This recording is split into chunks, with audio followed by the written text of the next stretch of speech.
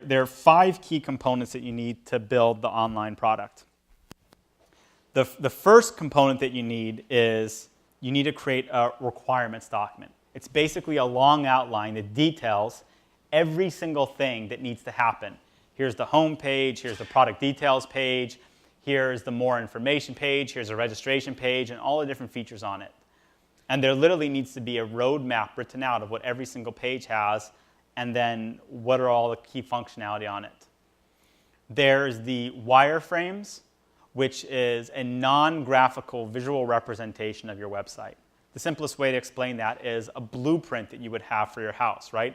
A blueprint, when you look at your house, doesn't actually show you what the inside of your home is going to look like, but it shows you how everything's laid out and how the house is going to be built. That's an example of what a wireframe is for a web product. I'll show you really quickly an example as well. Right, so here's an example of a wireframe.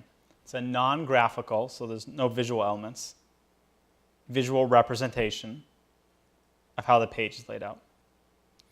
Then once you have your wireframes, you want to go to a design. You want to get an actual design done. We talked about using 99 designs as a way to do that. Then once you have your designs done, when you have your requirements document, which will also be referred to as a PRD, product requirements document, and you have wireframes, and you have designs, then that as a package you can hand to developers that will code up that website for you. And in building the website, there's a front end of the website, and there's a back end of the website. The front end is what users are going to see and what they're going to interact with. The back end is the database that holds all that information. And once the developers create the code for that website, it needs to be hosted somewhere. So you're going to use a service like Media Temple or Rackspace or potentially your own even location, your own servers to host that.